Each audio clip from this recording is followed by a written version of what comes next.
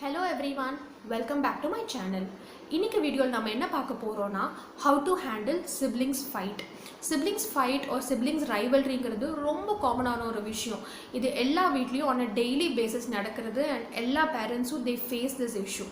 இது பாத்தீங்களா mostly in the ages of 2 to 10 and sometimes a little higher ages கூட இது நடக்கலாம், but most common between these ages. So இதை எப்படி நம்ம ஹேண்டில் பண்றதுங்கிறது நம்ம பார்க்கலாம்.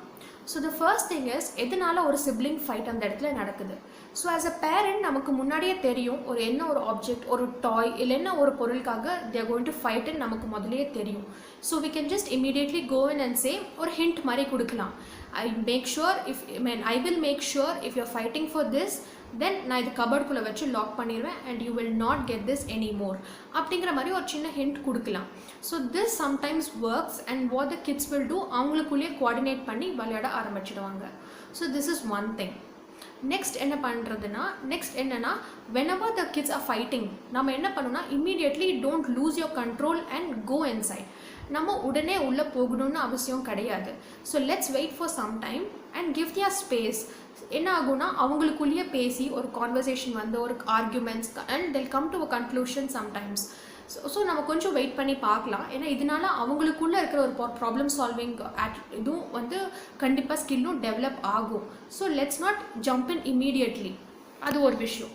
அடுத்தது பார்த்தீங்கன்னா நம்ம எப்போ வந்து உள்ளே என்டர் ஆகணும். So when this goes to a higher level, இந்த சண்டை வந்து பெருசாகுது, when they start hitting each other or when they start screaming or when one kid starts to cry, அந்த மாதிரி சிச்சுவேஷனில் we don't have to hold back. நம்ம இமிடியேட்டாக உள்ளே என்ட்ராய் we can make them apart and sort the issue.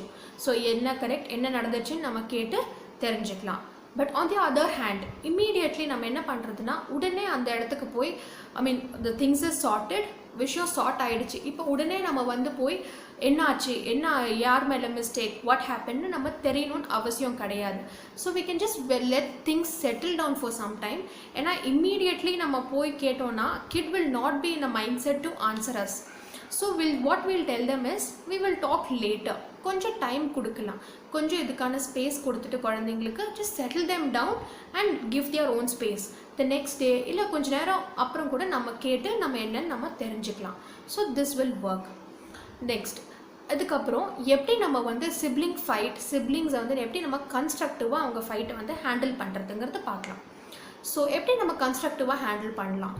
So the first thing is treat both the kids fairly not equally. எப்போவுமே ஒரு fair treatment ரெண்டு குழந்தைங்களுக்கும் இருக்கணும். They should never have a feel like அம்மா is partial towards him or அப்பா is partial towards her. அந்த thought அவங்களுக்கு வரக்கூடாது.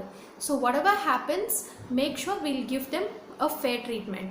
என்ன நடந்தாலும் எதுவுமே நம்ம கேட்டு தெரிஞ்சுட்டு we'll give them treat them fairly.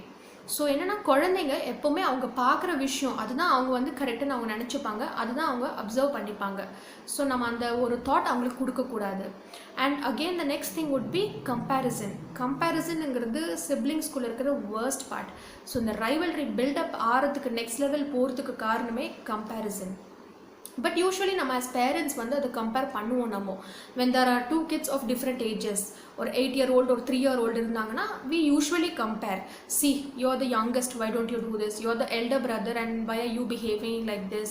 Or see how your sister is and why are you like this?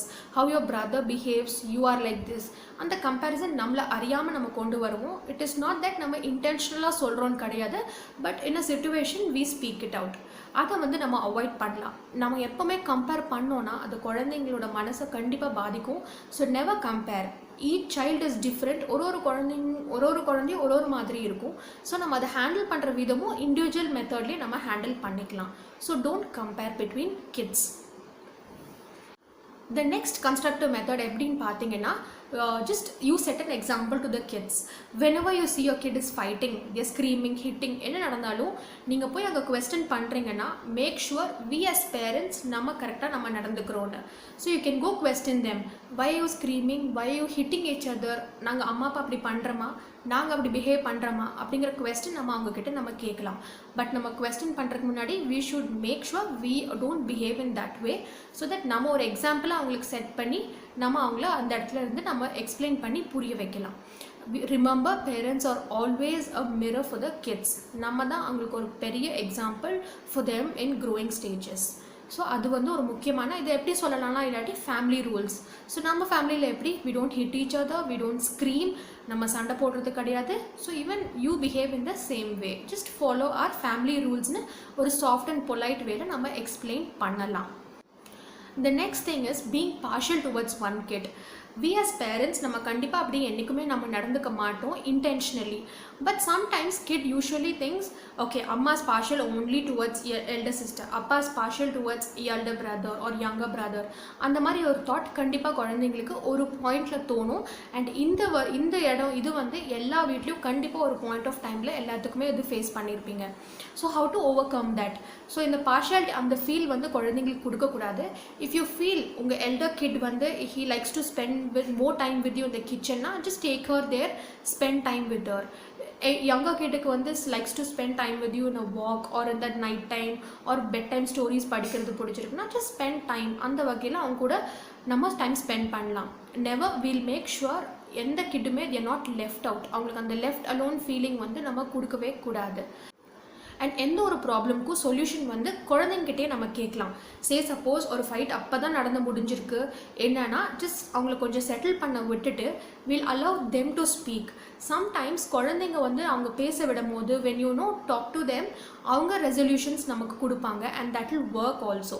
So எல்லா டைமும் நம்ம பிச்சின் பண்ணி நம்மளே அதை வந்து அப்படியே சப்சிட் பண்ணி நம்ம அவங்கள பேச விடாமல் நம்ம நிறையா தடுத்துடுறோம். So that is very wrong. அதனால் என்ன பண்ணணும், just give them time to speak. அவங்க பேசட்டும் and let them give some resolutions.